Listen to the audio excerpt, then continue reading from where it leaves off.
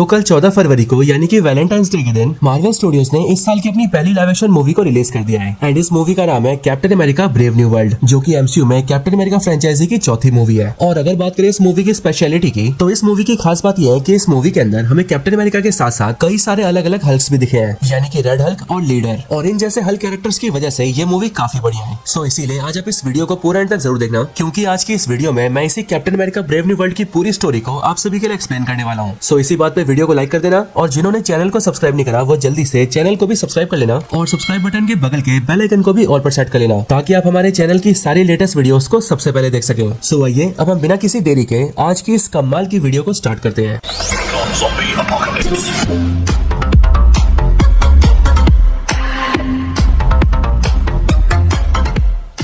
तो captain America brave new world की story start होती है थंडरबोल्ट रॉस से, और ये थंडरबोल्ट रॉस एमसीयू का वही कैरेक्टर है जो कि पहले यूएस आर्मी के अंदर जनरल हुआ करता था, और इसी की वजह से ब्रूस बैनर हल्क बना था। और अगर बात करें इसके लास्ट अपीयरेंस की, तो एमसीयू में हमने थंडरबोल्ट रॉस को लास्ट टाइम देखा था एवेंजर्स इन्फिनिटी वॉर के अंदर, और उसके बाद अब ये सीधा हमें यहाँ पर दिख रहा है। साथ ही साथ दोस्तों मैं आपको बता दूं कि जो थंडरबोल्ट रॉस के एक्टर है उनकी अभी से काफी साल पहले मौत हो चुकी है, और इसीलिए मार्वल स्टूडियोज ने थंडरबोल्ट रॉस को इन एक्टर से रिप्लेस कर दिया है, और इन नए वाले एक्टर का नाम है हैरिसन फोर्ड। सो दोस्तों अब जैसे इस थंडरबोल्ट रॉस से मूवी की स्टार्टिंग होती है, वैसे हमें पता लगता है कि ये थंडरबोल्ट रॉस अब यूएसए का प्रेसिडेंट बन चुका है, यानी कि अब से थंडरबोल्ट रॉस ही पूरे यूनाइटेड स्टेट्स ऑफ अमेरिका को रूल करेगा। लेकिन अब इसके बाद ही 5 महीने बीत जाते हैं, और 5 महीने बीतने के बाद हम सीधा सैम विल्सन से मिलते हैं, यानी कि एमसीयू के नए कैप्टन अमेरिका से। हम ये देखते हैं कि इस टाइम पर सैम विल्सन यानी कि नया वाला कैप्टन अमेरिका यूएस मिलिट्री के एयरक्राफ्ट में कई सारे सोल्जर्स के साथ मिलकर यूएसए से सीधा मैक्सिको जाता है, और इस टाइम पर सैम के साथ उसका साइडकिक टॉरस भी होता है। और हम ये जानते हैं कि सैम विल्सन के कैप्टन अमेरिका बनने के बाद उसका दोस्त या फिर यूं कहे उसका साइडकिक टॉरस अब फैल्कन बन चुका है। हम ये जानते हैं कि सैम और उसके बाकी साथी मैक्सिको एक मिशन पर आए होते हैं, और इस मिशन के अंदर उन्हें कई सारे टेररिस्टों से फाइट करनी होती है। असल में यहाँ पर हमें पता लगता है कि मैक्सिको के अंदर एक काफी पावरफुल टेररिस्ट ग्रुप है जिसका नाम है सरपेंट ग्रुप, और इस सरपेंट ग्रुप ने इस टाइम पर जापान की एक खास चीज को चोरी कर लिया है, और जापान की वो खास चीज इस टाइम पर एक कंटेनर के अंदर होती है, जो कंटेनर इस सरपेंट ग्रुप के बॉस के पास होता है, और इस सरपेंट ग्रुप का बॉस होता है साइडवाइंडर, यानी कि ये द बॉयज का स्टैन एडगर। और अब क्योंकि यूएसए और जापान दोनों फ्रेंडली कंट्रीज है, इसीलिए जापान की इस खास चीज को वापस लाने का जिम्मा यूएसए ने उठाया है, जिस वजह से सैम विल्सन और यूएस मिलिट्री के ऑफिसर्स यहाँ पर ये कंटेनर लेने आए हैं। अब यहाँ पर पहुंचने के बाद ही सैम विल्सन और टॉरस दोनों मिलकर इस ग्रुप के अड्डे में घुसते हैं, जिसके बाद ही सैम विल्सन की यहाँ के सारे टेररिस्टों से फाइट स्टार्ट होती है। इस फाइट के अंदर हमें देखते हैं कि सैम विल्सन कैप्टन अमेरिका की शील्ड का इस्तेमाल करना काफी बढ़िया से सीख जाता है। साथ ही साथ हम यहाँ पर फैल्कन के नए वाले सूट को देखते हैं, जिस सूट के जो विंग्स होते हैं वो वाइब्रेनियम के बने होते हैं, और इसीलिए वाइब्रेनियम से बने स्ट्रॉन्ग विंग्स का यूज करके सैम विल्सन बड़े आराम से इन सारे टेररिस्टों को पीट देता है। और साथ ही साथ हमें इस बात का भी पता लगता है कि सैम विल्सन के जो वाइब्रेनियम से बने विंग्स है वो उसे वकांडा कंट्री ने एज अ गिफ्ट दिया है, क्योंकि दोस्तों हम इस बात को जानते हैं कि एवेंजर्स इन्फिनिटी वॉर के अंदर सैम विल्सन ने भी वकांडा में रहकर वकांडा के लिए फाइट की थी। अब इसके बाद ही सैम विल्सन यहाँ के सारे गुंडों को पीटने के बाद इन सबके लीडर के पास पहुंचता है, यानी कि सरपेंट ग्रुप के बॉस साइडवाइंडर के पास, और उसके पास पहुंचने के बाद ही वो देखता है कि जापान कंट्री का वो खास कंटेनर अभी उसके हाथों में है, और फिर इसलिए सैम विल्सन साइडवाइंडर से वो कंटेनर ले लेता है, लेकिन साइडवाइंडर वहां से भागने में कामयाब हो जाता है। लेकिन कंटेनर मिलने की वजह से सैम विल्सन अपनी टीम के साथ वापस यूएसए आ जाता है, और वापस यूएसए आने के बाद हम ये देखते हैं कि सैम विल्सन टॉरस से काफी ज्यादा खुश होता है, और ऐसा इसीलिए क्योंकि मैक्सिको के अंदर टॉरस ने उसकी काफी हेल्प की थी, एंड इसीलिए टॉरस से खुश होकर सैम विल्सन उसे सीधा अपने पुराने दोस्त आइजिया ब्रैडली से मिलवाता है। अब दोस्तों जिन्होंने भी falcon and the winter soldier series देखी है वो सभी के सभी आइजिया ब्रैडली को जानते होंगे, लेकिन हाँ अगर तभी कोई इस कैरेक्टर को नहीं जानता है तो आपको टेंशन लेने की कोई बात नहीं है, क्योंकि अभी आगे चलकर हमें इसके बारे में फिर से पता लगेगा। अब यहाँ पर सैम विल्सन जैसे ही टॉरस को आइजिया ब्रैडली से मिलवाता है, वैसे वो उसे बताता है कि आइजिया ब्रैडली एक सुपर सोल्जर है, एंड वो भी एक टाइम पर कैप्टन अमेरिका रह चुका है। ये बात जानकर टॉरस काफी ज्यादा दंग रह जाता है, लेकिन इसी के आगे सैम टॉरस को बताता है कि जब कैप्टन अमेरिका यानी कि स्टीव रॉजर्स रेड स्कल को हराने के बाद बर्फ में दबकर खो गए थे, तब उसके बाद यूएसए कंट्री ने आइजिया ब्रैडली को अपना नया कैप्टन अमेरिका बनाया था, और ऐसा इसीलिए क्योंकि आइजिया ब्रैडली भी स्टीव रॉजर्स की तरह काफी ज्यादा स्ट्रॉन्ग और बहादुर था, जिस वजह से आइजिया ब्रैडली की ताकत,